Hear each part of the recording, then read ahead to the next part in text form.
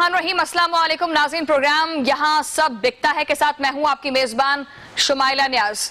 इस प्रोग्राम में हमने बहुत दफ़ा प्रॉपर्टी के मसाइल को भी डिस्कस किया है और प्रॉपर्टी की तरक्की को भी काफ़ी डिस्कस किया है। पिछले प्रोग्राम में हमने मईशत के हवाले से काफ़ी बात की, जिसमें बताया यह गया कि काफ़ी अच्छी प्रोग्रेस हो रही है प्रॉपर्टी में, लेकिन जहाँ अच्छी प्रोग्रेस हो रही होती है वहाँ पर मसले मसाइल भी पीछे पीछे चलते आते रहते हैं। बात दरअसल ये है कि जिसके पास पैसा है उसका तो काम निकल जाता है, लेकिन जिसके पास पैसा नहीं है उसको सारी जिंदगी धक्के खाने पड़ते हैं।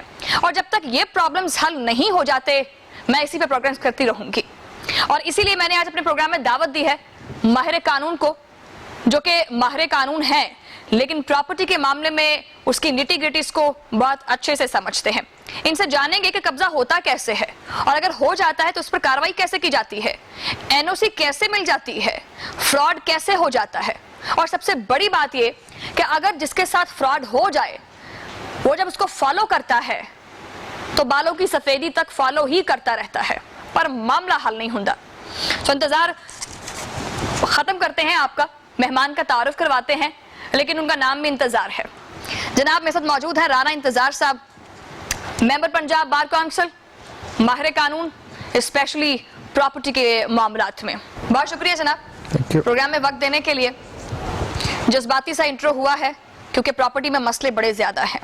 किस तरह के मसाइल आपके पास आते हैं? देखिए, इस वक्त लाहौर का जो सबसे बड़ा इशू है वो प्रॉपर्टी का ही है, जो हमारे सिविल कोर्ट्स के ऊपर इस वक्त लाहौर के अंदर तकरीबन 125 के करीब सिविल जज काम कर रहे हैं और 70 एडिशनल, जिनमें से आधे जज साहबान जो हैं सेशन कोर्ट में वो प्रॉपर्टी के मैटर्स को डील, जिसकी वजह से आप अंदाज़ा लगा सकते हैं कि लिटिगेशन कितनी ज़्यादा है। मगर अगर आप इन मसाइल को अगर करटेल करना चाहेंगे तो आपको इदारों को मजबूत करना पड़ेगा। जिस तरह हमारी लाहौर डेवलपमेंट अथॉरिटी है, सबसे बड़ी प्रॉब्लम उसकी है। अब लाहौर के अंदर मेरा 10 जज साहबान सिर्फ उन्हीं के मसाइल को हल करने के लिए बैठे हुए हैं। जहाँ पर इदारे की मजबूती है, जिस तरह DHA हो, तो वहाँ पर मसाइल ज़रा कम हो जाते हैं। तो इन चीज़ों को करटेल करने के लिए हमें इदारों की मजबूती चाहिए होगी, ख़ास तौर पे जो टाइटल कस्टोडियन है, जिस तरह आपका रेवेन्यू का रिकॉर्ड है, कंप्यूटराइज करने से कुछ बेहतरी आई है। तो इन इदारों में हम जैसे जितनी बेहतरी लेके आएंगे उतने मसाइल कम होंगे। नहीं, उतने मसाइल कम तो होंगे। हमने काफ़ी दफ़ा प्रोग्राम्स में ये चीज़ डिस्कस की है कि इदारों में ख़राबी है, इदारों में ख़राबी है। इदारे तो बन चुके हुए हैं। असल मसला इंतजार साहब इदारों में नहीं है, इदारों में काम करने वाले बंदों में है। आप बंदे ठीक करें। दुरुस्त कह रहे हैं, कोई सिस्टम तो कोई भी खराब नहीं होता। सिस्टम कोई भी खराब नहीं होता, इदारे बिल्कुल एक्यूरेट काम कर रहे होते हैं, वहां पर काम करने वाले बंदे ठीक नहीं होते हैं। बेसिकली अगर मैं आपसे ये पूछूं, क्योंकि आप वकील हैं, माहिर कानून हैं, आपके पास जो ज्यादातर प्रॉपर्टी के केसेस आते हैं वो फ्रॉड के आते हैं या कब्जा के आते हैं? किस तरह के केसेस को आप डील करते हैं? देखिए, इसमें मल्टीपल इश्यूज है। कब्जा का भी होता है। कब्जा में जिस तरह कोई किराएदार कब्जा करके बैठ गया, किसी ने मॉर्टगेज पे लिए कब्जा करके बैठ गया, या कभी फैमिली के अंदर कोई 4-5 लोगों का जो ऑनर है आपस में इशू हुआ है, या किसी भी तरह किसी के पास कब्जा हो, कब्जा किसी को हैंड ओवर करके चला जाता है। फिर जो नई लिटिगेशन है कि लाहौर में क्योंकि प्राइजेस बड़ी तेज़ी से बढ़ती हैं, तो कोई एग्रीमेंट टू सेल कर लेता है, प्रॉपर्टी बेच देता है, तो जब पेमेंट करने की 1-2-3 माह बाद बारी आती है तो पता लगता है उसकी प्राइस ज़्यादा हो गई है, तो वो फिर प्रॉपर्टी देने से इनकारी हो जाता है। तो वो दूसरा बंदा फिर स्पेसिफिक परफॉर्मेंस या तमील मुख्तस के दावे में चला जाता है। और इसके अलावा अब जो एक हमारे यहाँ नई डेवलपमेंट हो रही है, विद इन फैमिली लिटिगेशन बहुत ज़्यादा हो रही है प्रॉपर्टीज़। उसकी सबसे बड़ी वजह प्राइस हाइक है कि प्राइस जितनी बढ़ती जाती है। इसके अलावा ये होता है कि जिन्होंने आज से 20-20, 25-25 साल पहले प्रॉपर्टी बेच दी हुई है, अब वो प्रॉपर्टी सोसाइटीज़ में आ गई है, उस वक्त कोड़ियों के भाव बेची हैं, अब ज़्यादा, अब वो आके उन रजिस्ट्रियों को या उन मामलात को आके चैलेंज कर जाते हैं। तो दीज आर मल्टीपल लिटिगेशंस। एक आम तासुर ये भी बहुत ज़्यादा है कि किसी आम आदमी की ज़मीन पर अगर कब्जा हो गया है और जिसने कब्जा किया है वो साहिब इख्तियार है, पैसा भी उसके पास है, वो बोले जी कि मैं अदालत में जाता हूँ, वकील करता हूँ, 4 पैसे वकील को दूंगा, वकील खुद ही बिक जाएगा। ऐसा होता है कि नहीं? नहीं, ऐसा नहीं होता। देखिए, हमने अपने क्लाइंट को रिप्रेजेंट करना होता है क्लाइंट के बिहाफ पर। अब एक ही मैटर में 2 तरह से पार्टियां होती हैं, दोनों पार्टियों को रिप्रेजेंट करने के लिए वकील ने तो अपनी सर्विसेज रेंडर करनी है। सर्विसेज रेंडर करने के लीगली वो अपनी फ़ी ले सकता है और फ़ी लेके उसने आगे चलना है। हम जिस तरह पहले बात कर रहे थे सिस्टम की खराबियों को हमें दूर करना पड़ेगा।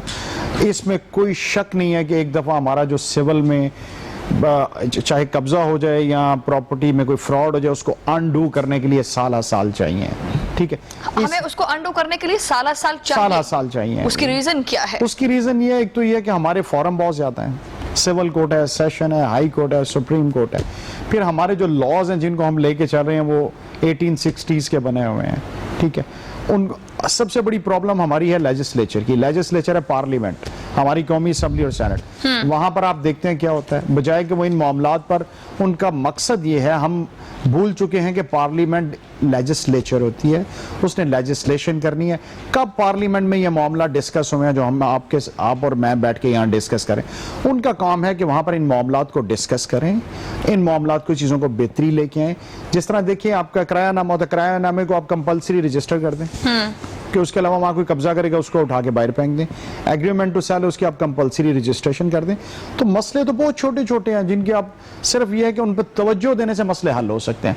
मगर जहाँ पर जो भी साहिब इख्तियार ऑफिसर बैठे होते हैं वो सिर्फ नौकरी कर रहे होते हैं और इसके अलावा वहाँ पे कुछ नहीं हो रहा था कि बस मेरा टाइम गुजर जाए।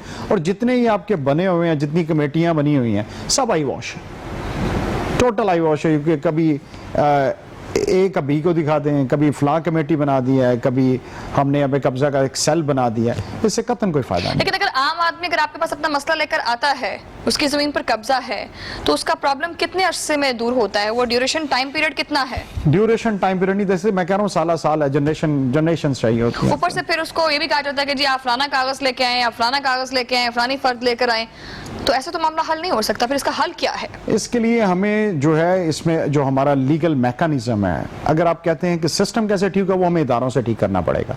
अगर पब्लिक के दरमियान जो लिटिगेशन है उस पर हम बात करते हैं तो हमें लीगल मैकेनिज्म्स को चेंज करना पड़ेगा। हम रवायती चीज़ों से हमें बाहर निकलना पड़ेगा।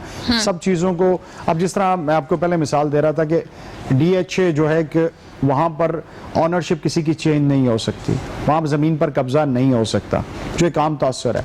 इसके बरक्स आप LDA चले जाते हैं, वही एक फाइल है, 4 लोगों के नाम ट्रांसफ़र है, वहाँ से कागज़ भी निकाल लेते हैं, सारा कुछ कर लेते हैं। वहाँ रेट्स भी, अगर आपने प्लॉट लेना भी है तो उसके बहुत ज़्यादा आई हैं। तो इन इदारों को ठीक करना पड़ेगा।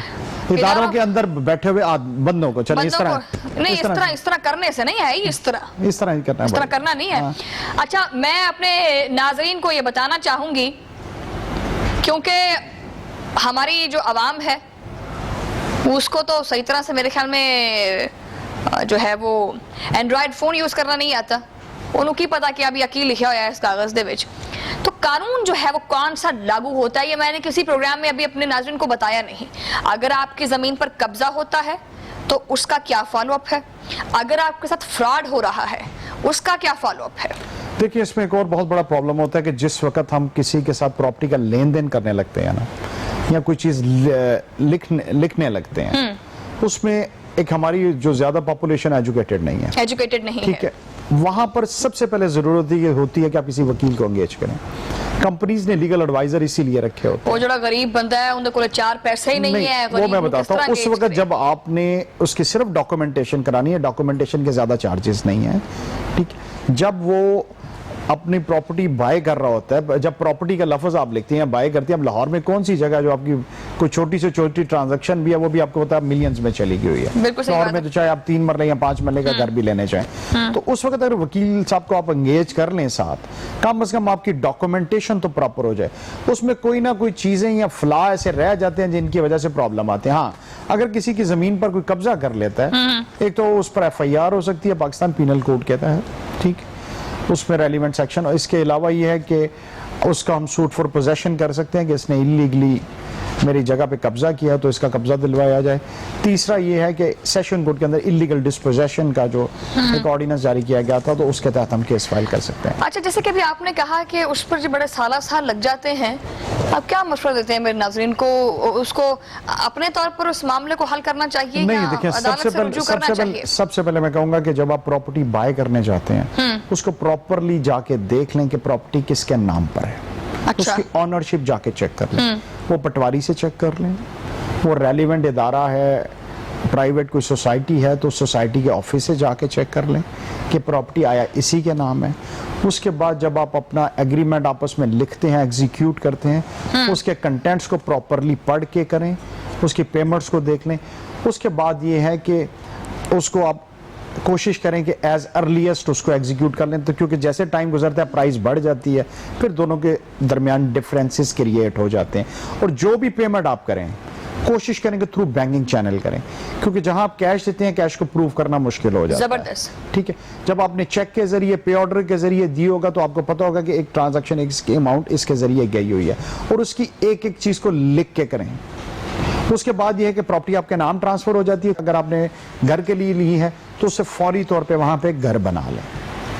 नहीं, आपने प्रॉपर्टी ली है तो फौरी तौर पे घर बना मैं लें। आपसे ये कह रहा हूँ कि लेट सपोज अगर आपने प्लॉट लिया है, अगर आप उसको फौरी तौर पे वहां पर घर बना लें ताकि कब्जे के चांसेस, क्योंकि जगह खाली पड़ी होगी तो कोई चांस होगा ना किसी के कब्जे होने का। सही। ठीक है, ताकि अगर आप कर सकते हैं तो ये सारी हम बातें करते हैं to curtail disputes regarding property. ठीक है, तो इन चीजों को करने से ये चीजें काफी ज्यादा कर्टेल हो जाती है। हाँ, दूसरा एक और चीज है, जब आप प्रॉपर्टी ले लेते हैं अक्सर ये है कि एग्रीमेंट पे रख के तो फिर प्रॉपर्टी इस्तेमाल करना शुरू कर देते हैं, ट्रांसफर नहीं कराते। प्रॉपर्टी को आप लाजमी तौर पे ट्रांसफर करवाएं। जिस तरह कोई बाहर से भी पैसे भेजता रहता है, वो भाई के नाम करवाता है, बहन, जब वो आता है तो बेचारा वो उस चीज से जो है मुकर जाते हैं, रिजाइल कर जाते हैं। तो हमें जो प्रॉपर्टी जो भी खरीदे फौरी तौर पे अपने नाम को, लोग सम टाइम ट्रांसफर के पैसे बचाने के लिए इस वजह से भी अपनी ये मल्टीपल जो हमारे पास डेली इश्यूज आते हैं, तो प्रॉपर्टी को भी अपने नाम जैसे ही खरीदें अपने नाम ट्रांसफर करवाएं, चाहे उस पर 5, 7, 10 लाख रुपए आपका लग रहा है जो भी है। बिल्कुल सही। इंतजार साहब ने बड़ी अच्छी बात की है कि अगर आपकी कोई प्रॉपर्टी है, आपका कोई प्लॉट है, तो उस पर आप कंस्ट्रक्शन करवा लें ताकि उस पर कब्जे के जो चांसेस हैं वो कम से कम हो जाए। बात सच है, लेकिन बात रुसवाई की है कि हाय रे हमारे मुल्क में कानून तो है लेकिन अमल उस पर होना कोई नहीं। भाई अपनी बच बचाओ जो है ना वो खुद ही आपको करके चलना पड़ेगा, वरना इंतजार फिर आपको बड़ा लंबा करना पड़ सकता है। क्यों इंतजार साहब? बिल्कुल सही बोला ना। अच्छा, ऐसा है कि कुछ हाउसिंग सोसाइटीज होती हैं, वो एक स्पेसिफिक एरिया जो है वो खरीदती हैं, फिर उसको एक्सपेंड करने के लिए, मतलब कि जी एल ब्लॉक बनाया है तो जी एल दी एक्सटेंशन बनेगी, एस ब्लॉक दी एक्सटेंशन बनेगी, इट्स लाइक दैट। तो अभी जो है वहां पर जो लोग, वहां के जो मुकामी लोग होते हैं, उनकी जमीनों पर कब्जे कर लिए जाते हैं और उनको डरा धमका के वही जमीन बहुत कम मुआवजे में उनसे खरीद ली जाती है। उस सोसाइटी पर किस तरह से कानूनी कार्रवाई की जाती है? देखिए, सोसाइटीज की आपने बड़ी खूबसूरत बात की, यहाँ पे एक चीज मैं बताना चाहूंगा। एक तो ये है कि फाइल्स वाला जो रवाज है कि हम लोग ये है कि वो करते हैं कि सोसाइटी वाले पेमेंट आपसे ले ली कि इंस्टॉलमेंट में दें, 35 इंस्टॉलमेंट है, 36 इंस्टॉलमेंट, वो ही पैसे उठा के अपने अगले प्रोजेक्ट में डाल देते हैं। इनको आहिस्ता आहिस्ता डिले करके 8-10 साल बाद जो है चीज़ें देते हैं। तो आपने कोई भी कोशिश करें ऐसी प्रॉपर्टी ना लें जिसका आपको फौरी कब्जा ना मिले। जो कहते हैं पोजेशन आपको 3 साल बाद मिलेगा, 2 साल बाद मिलेगा, तो ऑन ग्राउंड प्रॉपर्टी लें, इससे भी आप प्रॉब्लम से बच जाते हैं। ठीक है, जब आप फाइल सिर्फ खरीद लेते हैं कि मुझे किस्तों में देना पड़ेगा, तो पैसे आप इकट्ठे करके जमा कर लें, जो आपको कब्जा, जो प्रॉपर्टी विद पोजेशन मिल रही है उसको आप बाय कर लें। इससे भी आप दूसरा, सोसाइटीज क्या करती हैं, हमारे जो इदारे जो उनको सोसाइटीज़ की जो सैंक्शंस जो उनके मंजूर करते हैं, उनके एनओसीज जारी करते हैं, अगर वहाँ पर उनको 1200 प्लॉट है तो वो बेच रहे होते हैं 2-2 हज़ार। बाद में बेचारे फिर आप देखती हैं कि नैब में भी इशू बने होते हैं, मल्टीपल एप्लीकेशनें भी आई होती हैं, फिर मुख्तलिफ जो है मुतासरीन करके भी आजकल हाउसिंग स्कीम्स के ज़रिए बड़ी बड़ी स्कीम जो है उनके भी प्रॉब्लम आ रहे हैं। तो ये है कि किसी भी हाउसिंग सोसाइटी से बाइंग करते वक्त देख लें। फिर एक और करते हैं, उस इदारे के साथ मिलके पहले नक्शा होता है, ए ब्लॉक का यहाँ पे है, बाद में चाइना कटिंग करके उसकी सड़कें भी खत्म कर बाद में उसको नक्शे को उलट कर देते हैं, किसी ने मेन सड़क पे लिया तो उसका छोटी सड़क। तो इन सब चीज़ों को अपना केयरफुली देखते हुए मैं पहले कह रहा हूँ कि जिस प्लॉट का आप फाइल मत खरीदें, कोशिश करें कि विद पोजेशन जिस चीज़ आपको मिल रही है उसका करें। और ये है कि कोई भी सोसाइटी आपसे ज़बरदस्ती जगह नहीं ले सकती। अनफॉर्चुनेटली होता ही है कि हमारे मुल्क की मोस्टली आबादी जो है उनके पास छोटे टुकड़े हैं या गरीब लोग हैं। ठीक है, मोस्टली होता है ऐसे नहीं है, मोस्टली होता ही है कि उनको उस वक्त रेट मिल रहा होता है, जो जब हाउसिंग सोसाइटी जाती है तो वहाँ रेट एकदम इंक्रीज कर जाता है। अब जाहिर बात है सोसाइटी ने अपनी डेवलपमेंट करनी है, पैसे लगाने हैं, जबरदस्त बात। ठीक है, तो उसके बाद प्राइस बढ़ जाती है। तो उसकी जगह की प्राइस इसीलिए बढ़ रही है कि वहाँ हाउसिंग सोसाइटी, एग्रीकल्चर की तो वो प्राइस नहीं है। अब वो जब एग्रीकल्चरल लैंड की जब वो बाय करते हैं, अब जाहिर बात है हाउसिंग सोसाइटी बनने में 5-7 साल लगने हैं। ठीक है, तो वो जैसे भी है जो मोस्टली हाउसिंग सोसाइटीज है वो खरीदती हैं। इस बात में मेरा ख्याल है कि ये बात इस हद तक थोड़ी गलत है कि उनसे कुछ जगह जबरदस्ती लेता है। ठीक है, वो कोई 1-2-4% होगा। हाँ, एक चीज होती है, जो शामलात की जगह होती है वो पूरे गांव की होती है, पूरे गांव की बिल्कुल वो सही। सोसाइटीज जो हैं उन पे कब्जा कर लेती हैं क्योंकि वो किसी का नाम नहीं होती। फिर उसका खास तौर पे जो हमारी लाहौर की एक बहुत बड़ी सोसाइटी है वहाँ पर भी ये मसले मसाइल जो हैं आते रहते हैं। फिर हाई कोर्ट में भी चीफ जस्टिस साहब ने भी इस पे रिमार्क्स दिए थे। बिल्कुल सही बात है। अच्छा, ये बड़ी एक खूबसूरत बात की है, ऐसा नहीं है कि मैं सिर्फ तनकीद करने के लिए बैठी हुई हूँ यहाँ पर कि जी फलानी सोसाइटी ठीक नहीं है, फलान सोसाइटी ठीक नहीं है, ऐसा नहीं है। इंतजार साहब आपकी बात से मैं इत्तेफाक करूंगी। बात यह है कि जब ये जमीन बना ली जाती है और खरीद ली जाती है तो फिर जाहिर बात है सोसाइटी उस पर डेवलपमेंट करती है भाई, उसमें बिजली के खंभे डालती है, फिर 1/3 जो उसमें रोड land है, डालती है। 1/3 जो लैंड है वो वेस्ट होती है क्योंकि सोसाइटी के पॉइंट है, सड़कें बननी है, पार्क्स बनने हैं, गवर्नमेंट बिल्डिंग्स बननी है, बिल्कुल ऐसा ही है। ठीक है। वो फिर उन्होंने जाहिर बात है उसके ऊपर डेवलपमेंट चार्जेस भी उनके होने, अब वो सारी चीजें करते हैं तो उसकी शक्ल निकलती है ना। बिल्कुल सही बात है। इंतजार साहब बड़ी खूबसूरत बात की है। नाज़रीन, अभी गुफ्तगू जारी है और मजीद बात करेंगे इस ब्रेक के बाद।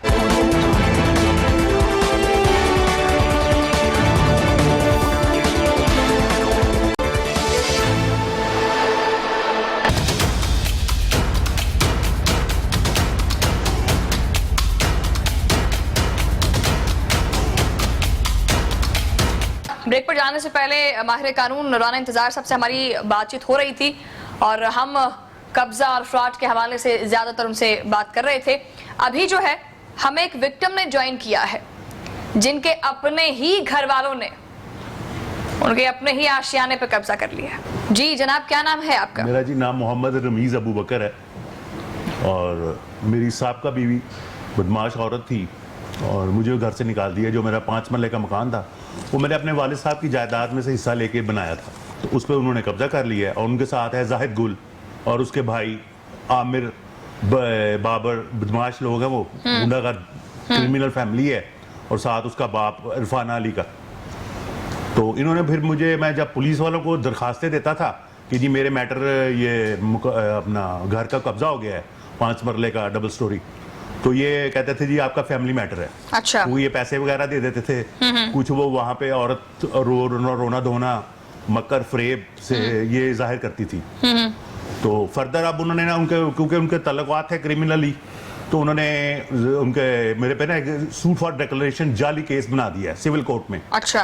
ताकि ये अब फंसा रहा है इसी। वो जाली केस है। मैंने तो अपने वालिद की जायदाद में से मुझे मेरी वालदा ने पैसे दिए थे, तो उसके थ्रू ये मैंने परचेज किया। सही। परचेज किए हुए मुझे 7 साल हो गए हैं।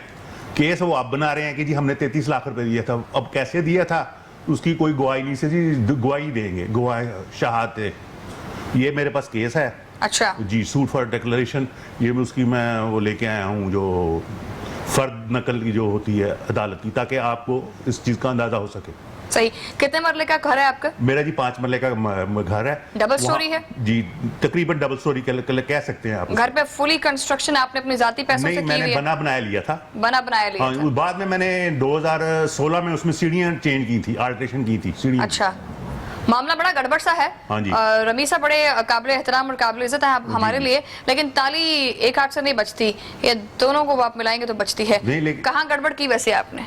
मैंने कोई ऐसी गड़बड़ नहीं की, लेकिन वो एक आदमी की शख्सियत ऐसी होती है कि जो औरत या हो या मर्द हो, मियां बीवी का रिश्ता बड़ा एक अच्छा रिश्ता होता है। वो आपस में एक दूसरे के बुढ़ापे का सहारा बनते हैं, और औरत तो वैसे सिर्फ नाजुक है, ठीक है, लेकिन वो अगर मकर फरेब कर भी रही थी तो कितने अरसे के बाद आपको पता चला कि वो मकर करती है, फरेब करती है, और क्यों उसने आपको घर से निकाल दिया? लालच और हवस का ये का जो था ना वो पोल खुलना था ना, वो खुल गया।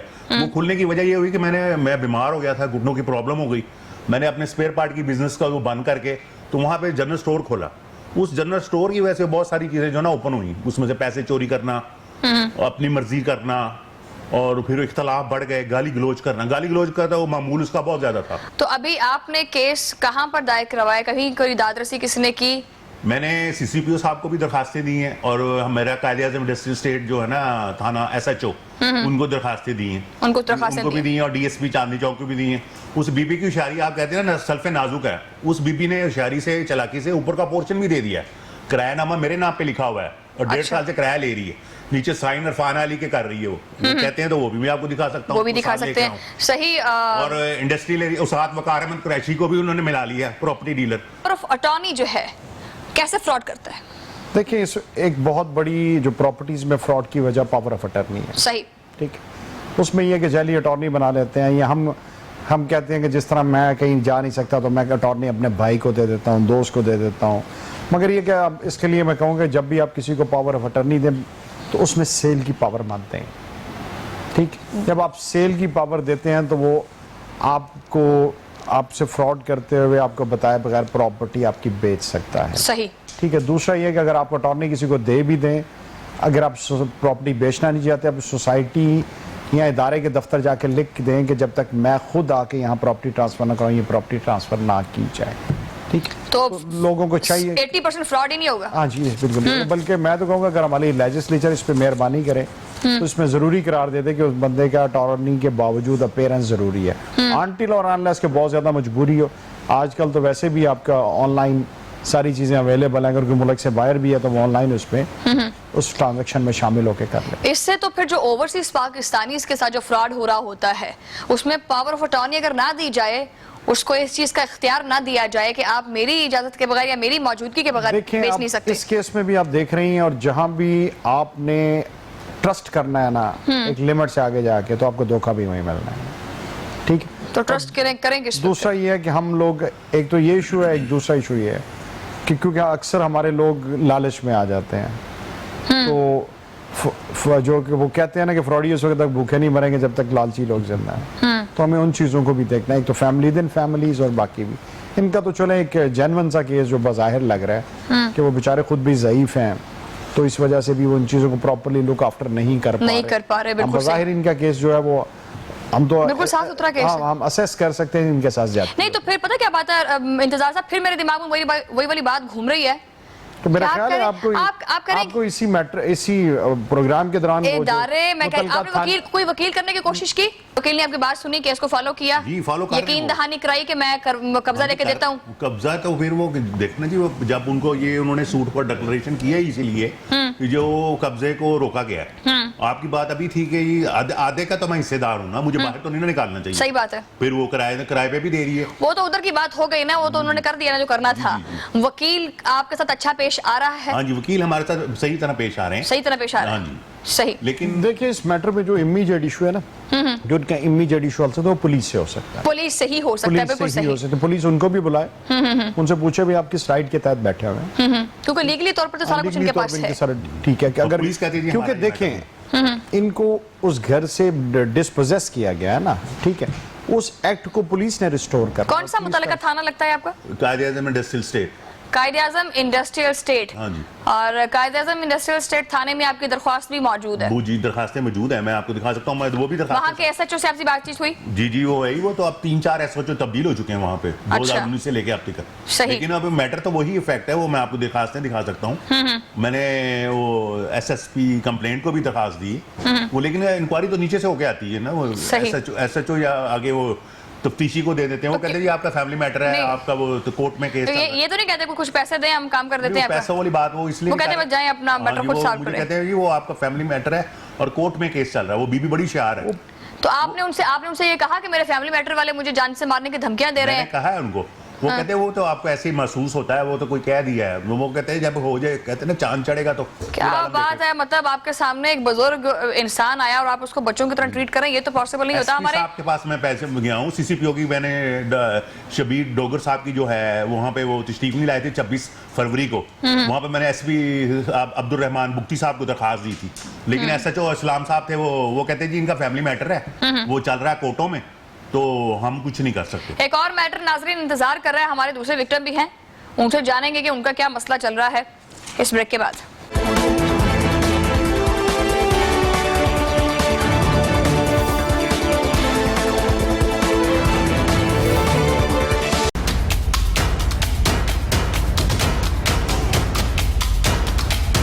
वेलकम बैक नाज़रीन, और प्रोग्राम में हमें दूसरे विक्टिम ने ज्वाइन किया है, इनसे जानेंगे कि इनका क्या मैटर है। जी क्या नाम है आपका?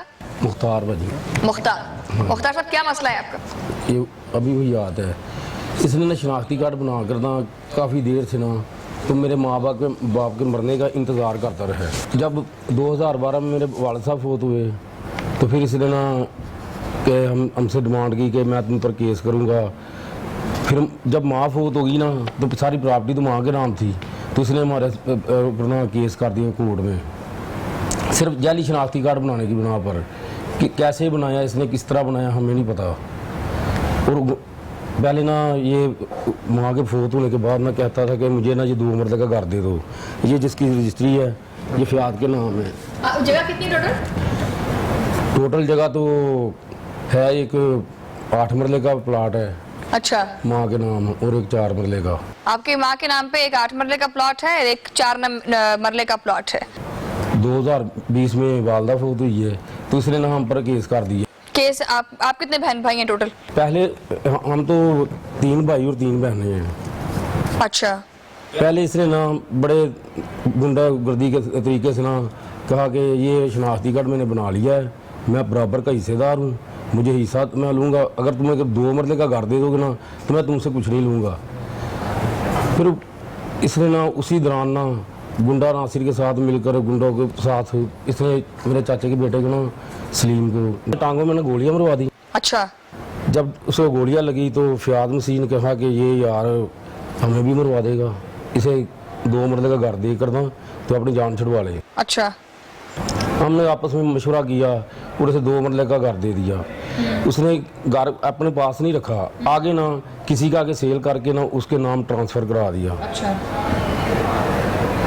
वक्त गुजर गया थोड़ा, फिर बाद में आया 4-5 महीने बाद, कहने लगा कि मुझे ना और 2 मरले और जगह दे दो। हमने इनकार कर दिया। फिर इसने हमारे ऊपर ना कोर्ट में केस कर दिया, हमें नहीं पता था। मैंने CCP को साहब को दरख्वास्त दी, लेकिन DSP मिस्री शाह ने एक भी मुलाकात मेरे साथ नहीं की। उनके रीडर वो बयान भी लेते रहे हैं, सारा कुछ लिखते रहे, ना मुझे कोई सुर जवाब दिया है कि क्या किया क्या नहीं किया, बस हम तुम्हें बुलाएंगे फ़ोन करके तुम आ जाना। बाजी मेरा ये मैटर है कि इस आदमी का शनाख्ती कार्ड कैंसिल हो जाए और हमारी इससे जान छूट जाए। ये शनाख्ती कार्ड कैंसिल कराने से क्या होगा? आपकी ज़मीन आपके कहीं पर बूठे छूटे नहीं लगने थे? हमें तो पता ही नहीं इसलिए कैसे कार्ड बनवाया है। इंतज़ार साहब, कुछ मैटर समझ में आया है आपको? शनाख्ती कार्ड बनवा कर ना मालिक बन रहा है। देखिए वो जो मुझे समझ आ रहा है कि इनके उसने अपने आप को इनका बेटा शो किया, हाँ, भाई हो कर रहे हैं अपने आप को इनके शनाख्ती कार्ड उसने बनवा लिया था पहले, तो इनका भाई अपने आप को और show इंतजार कर रहा कर रहा था कि कब माँ बाप है। जब क्योंकि जब उनकी डेथ होगी तो वो उसका मतलब एज लीगल हेयर उसमें आ जाए। मगर इनकी अभी तक एक डायरेक्शन गलत है। एक तो इनको FIR करवानी चाहिए, उस पर ये जो FIA को मैटर देना चाहिए ये शनाख्ती कार्ड कैसे बना। ठीक है, ये शनाख्ती कार्ड दिखाएं जरा मुझे। ये इदारे काम कर देने हैं, शनाख्ती कार्ड बनाना भी आजकल बड़ा आसान हो गया। तो दूसरा ये नहीं, काफी अर्सा पहले का इसकी कैंसिलेशन के लिए सिविल कोर्ट में केस कर सकते हैं। अच्छा, सिविल कोर्ट में केस करते हैं। कोई कीता है केस को दरखास्त देती है क्या? नहीं, नहीं हाले तक तो कोई नहीं देता। बस लड़ते लुड़ते पे हैं। नहीं लड़ाई हुई है ਇਹਨੇ ਮੇਰੇ ਬੇਟਿਆਂ ਨੂੰ ਨਾ ਇਹਦੇ ਬੇਟਿਆਂ ਨੇ ਜਿਹਨੇ ਖੁਦ ਤਕਰੀਬਨ ਕੋਈ 15-20 ਦਿਨ ਪਹਿਲਾਂ ਨਾ ਕਾਫੀ ਮਾਰਿਆ ਹੈ। तो शादबाग ਦੀ ਪੁਲਿਸ ਤੇ ਸਾਡੀ ਸੁਣਦੀ ਨਹੀਂ, ਉਹ ਤੇ ਉੱਥੇ ਦਾ नहीं तो क्यों नहीं सुनती? आपने 15 पे कॉल की है? ਇਸ ਬੰਦੇ ਦਾ ਬੇਟਾ ਨਾ ਰਾਜਾ ਨਾਮੀ ਉੱਥੇ ਮੁਖਬਰ ਹੈ ਪੁਲਿਸ ਦਾ, ਉਹ ਸਿਆਮ ਪਿਸਟਲ ਲੈ ਕੇ ਫਿਰਦਾ ਹੈ, ਸਾਡੇ ਦਰਵਾਜ਼ੇ ਅੱਗੇ ਵੀ ਲੰਘਦਾ ਹੈ, ਲੇਕਿਨ ਅਸੀਂ ਕੁਝ ਨਹੀਂ ਕਰ ਸਕਦੇ। ਕਈ ਦਫਾ 15 ਤੇ ਕਾਲ ਚਲਾਈ ਹੈ, शादबाग ਦੀ ਪੁਲਿਸ ਆਂਦੀ है, ਉਹ उल्टा ਸਾਡੇ खिलाफ ही एक्शन लेना शुरू कर देते हैं। क्या एक्शन लेती है आपके खिलाफ? आपने कोई दरख्वास्त तो खुद बताते खुद गए हैं आप थाने में? हाँ जी गए हैं, मेरे बेटे को काफ़ी चोटें आई थी, सर पे पीछे लगी, वो हॉस्पिटल गए हैं, लेकिन शादबाग वालों ने फ़ियाद को मेरे छोटे भाई को थाने बैठा लिया, कहते इसके ऊपर हम पर्चा करेंगे, ये करेंगे, वो करेंगे। बड़ी मुश्किल से हमने शादबाग पुलिस से जान छुड़वाई है। ये तो सिंपल सा मैटर है, अगर तो ये तो DNA भी किया जा सकता है, सारी चीजें हो सकती हैं, कैसे कार्रवाई अमल में लाई जाएगी? ये तो जारी बात है, इनको FIA का मैटर बनता है कि एक जाली शनाख्ती कार्ड बना है, कैसे बन गया। तो इसको थ्रू दूसरा ये कि नादरा में एप्लीकेशन फाइल करें, ठीक है, ये सारी चीजें करेंगे तो उसके बाद ये इदारे हरकत में आएंगे। अगर कोई जाली शनाख्ती कार्ड बना के बैठा हुआ, लेकिन वो कह रहे हैं कि वस्त्र और रसूख वाले लोग हैं, वो उनको उस तरफ जाने नहीं देते। ये तो फिर इस वक्त तो इनको मुतलका इदारों को तो अप्रोच करना पड़ेगा, इदारों को अप्रोच करना पड़ेगा, तो फिर इनकी जो ग्रीवेंस है रिड्रेस होगी। तो ये नादरा के खिलाफ भी दरख्वास्त देनी पड़ेगी, जाली नादरा में जाके दरख्वास्त देने के जाली शनाख्ती कार्ड बना है ये हमारी, क्योंकि देखें ये 2013 में इसके शनाख्ती कार्ड बना है, उससे पहले भी इनके पेडिग्री टेबल आ रहा है ना, अब इसका जारी बात है बर्थ सर्टिफिकेट भी है, पहले ये फैमिली ट्री में अपने ताया भाई की फैमिली ट्री में भी होगा, तो ये चीजें तो फिर सारी उसमें उससे पॉइंट आउट हो जाएंगी। It's a simple matter. मगर ये तो उसको जो है अपने किसी भी लॉयर को एंगेज करें और वहाँ पे से उसके केस को वहाँ जाके फाइल कर दें। कोई वकील वकूल कर लोगे? हाँ कीता है वकील, तो उसको कहेंगे जाके FIR तो फिर वकील कर वास्ते कीता है ਇਹਨੇ ਕੇਸ ਨਹੀਂ ਕੀਤਾ ਸਾਡੇ ਤੇ। ਤੇ ਉਹਨੇ ਕੋਈ ਸੁਣੀ ਤੁਹਾਡੀ ਕਿ ਨਹੀਂ ਸੁਣੀ?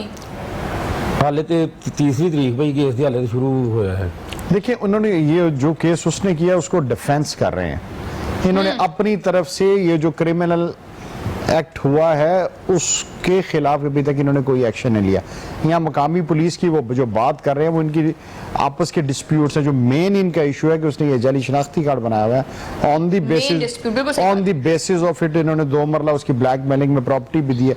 और फर्दर भी जो केस चल रहा है, जब ये ID कार्ड कैंसिल हो जाएगा, इदारा लिख देगा, उसके खिलाफ FIR हो जाएगी, उसके खिलाफ एक्शन लेगी, वो केस तो ऑटोमेटिकली खत्म हो जाएगा इनका। और अभी कितनी जमीन जो है वो आप ले चुका है आपसे?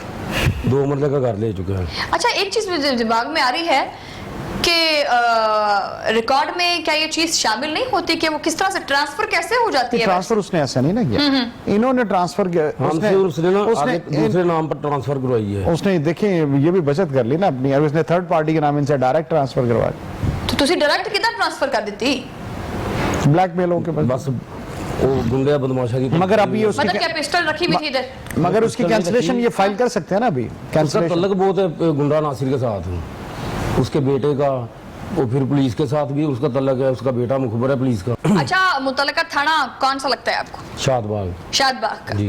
शादबाग के थाने में आप गए हैं, उनसे बातचीत की है, उनको बताया है कि जी गोलियां चली हैं, यहाँ पर ये हुआ है, फ्रॉड हो गया है, शनाख्ती कार्ड बना हुआ है, कुछ बताया नहीं है आपने उनको? शादबाग थाने वाले तो हमारे सुनते ही नहीं। तो क्यों नहीं सुनते? मतलब वजह क्या है, क्यों नहीं सुनते? उसका बेटा उधर मुखबर है पुलिस का। अच्छा, राजा नामी। वो तो उसका एक अलग मैटर है ना, हो गया ना, आपकी क्यों नहीं सुनते? उसी की वजह से नहीं ना सुनते। अच्छा, उसका बेटा थानेदारों को जो कह देता कि यार इसे उल्टा इसे डराना धमकाना है। अच्छा, वैसे जहां तक मैं इंतजार से बात उनकी समझी वो ये भी है कि इन्होंने अपनी रजामंदी से, चाहे ब्लैकमेल होकर, लेकिन रजामंदी शामिल थी, ट्रांसफर आपने जमीन उनके नाम पर की है, ऐसा ही है ना? रजामंदी ये थी कि वो कहता था अगर दे दोगे तो ठीक है, पहले तुम्हारे मेरे चाचे के बेटे को ना उसने गोलियां मरवाई थी। अच्छा, हम डर गए। बाकी जो आपके भाई हैं जी वो भी रजामंद हुए होंगे तो ट्रांसफर हुई है? रजामंद नहीं, डर के दी थी, रजामंद नहीं थे। अच्छा, तो कितने मरले जमीन दे चुके हैं अभी आप उसको? 2 मरले। 2 मरले दे दिए हैं, और अभी आपसे वो और का कह रहा है? 2 मरले इस शर्त पर दी थी कि ये इसने कहा था कि मैं इसके बाद मैं नहीं तंग करूंगा। अच्छा, वरना मेरे तल्लका तो तुम जानते हो मैं कैसा हूँ, क्या कर सकता हूँ। फिर हमने कहा कि लड़ाई झगड़ा, ये खून खराबा क्या करना है, दे करना। हम भाइयों ने मशवरा किया कि इसे मगरों ला देंगे। अच्छा, तो बस ठीक है, मामला तो हल हो गया आपका? नहीं ना हल हुआ, अभी उसने और केस कर दिया है कोर्ट में। कौन सा केस कर दिया? कहता है मुझे बराबर का हिस्सा दो जो बाकी प्रॉपर्टी है। अगर किसी के बच्चे हैं, 4 बेटे हैं या 5 बेटे हैं, तो वो शख्स जो है वो अपनी एक ही बेटे को सारी प्रॉपर्टी ट्रांसफर कर देता है, बाकियों को उसका हिस्सा नहीं देता।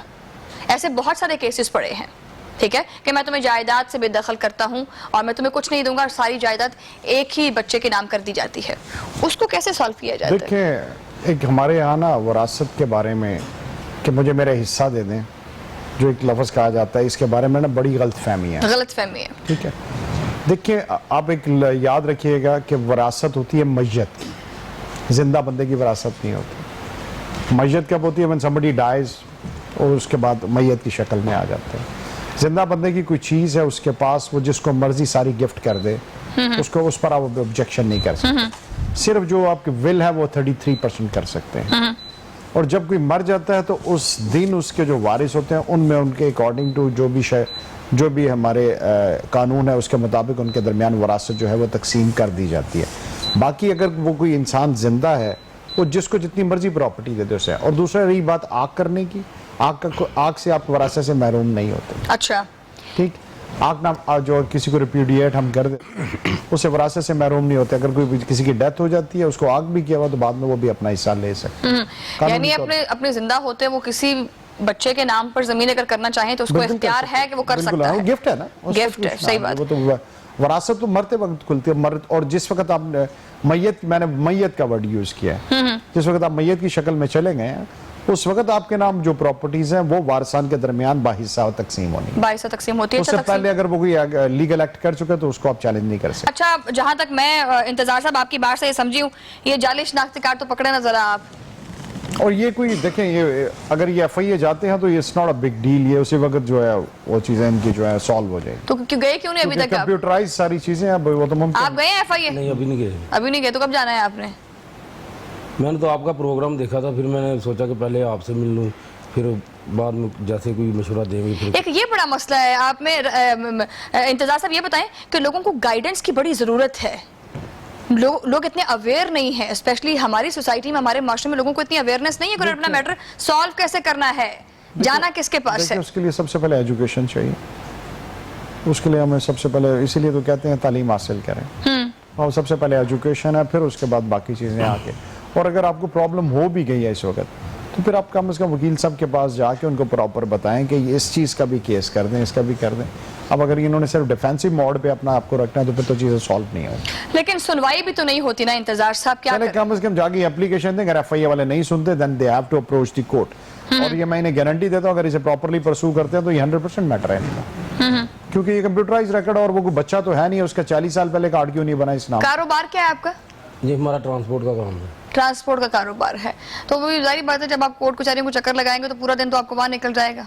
ऐसा भी नहीं होता, अब थोड़ा बहुत आपको परसू करना पड़ता है, ये भी इंप्रेशन गलत है, ऐसा भी इंप्रेशन नहीं है।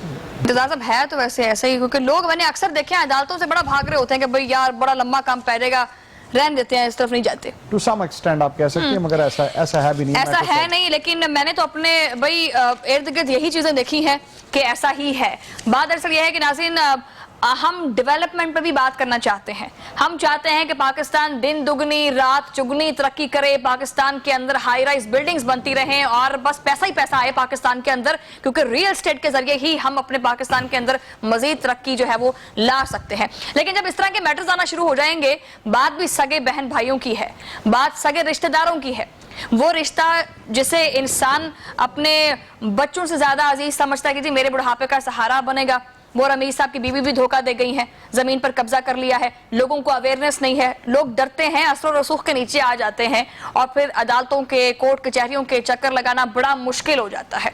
और अब जब इन सारी चीजों से होकर गुजरते हैं तो फिर कहा जाता है कि हाँ जी अगर आपके पास 4 पैसे अच्छे हैं तो दे दे, मैटर हल हो जाएगा। ये चीज भी होती है इंतजार साहब, आपको रियलिटी है, ये रियलिटी है। इसमें बहरहाल प्रोग्राम का वक्त खत्म हो गया है और हम आपको अगले प्रोग्राम में दावत जरूर देंगे, हमें शर्फ बख्शेगा। और नाज़रीन, अगर आप चाहते हैं कोई मैटर है आपका जिसका सोल्यूशन चाहते हैं और हमारे प्रोग्राम के थ्रू, इस प्लेटफॉर्म के थ्रू जो है उसको लोगों तक पहुंचाना चाहते हैं, तो स्क्रीन पर हमारा नंबर चल रहा होगा, सोशल मीडिया के जरिए भी आप हमसे राब्ता कर सकते हैं और नंबर के थ्रू भी राब्ता कर सकते हैं। अब आपसे मुलाकात होगी अगले प्रोग्राम में, तब तक के लिए अल्लाह निगहबान।